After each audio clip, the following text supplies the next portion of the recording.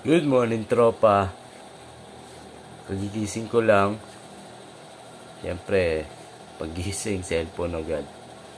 Kaso yung bumungad sa akin, chat ng isang tropa natin na taga Dismo.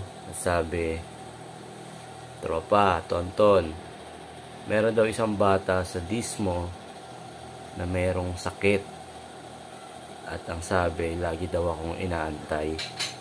Gusto daw akong makita ng personal.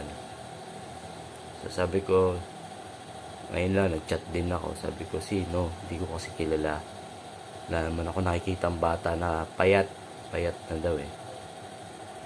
So sabi ni tropa, pipicturean niya daw. Baka sakali makilala ko.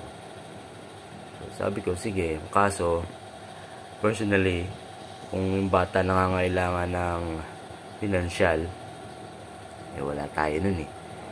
Sapat lang yung kinikita natin.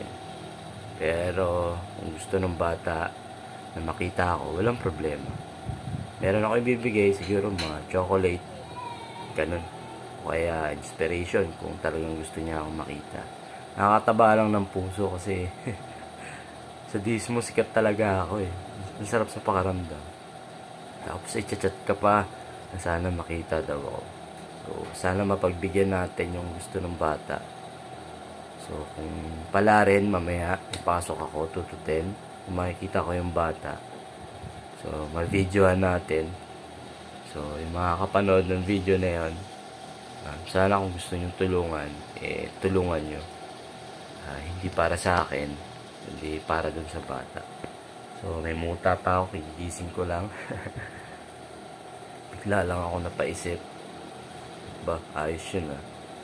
So, tingnan natin mamaya kung makikita natin yung bata. So, that's for all muna. Peace. Naamoy nyo yung hininga ko. Bye.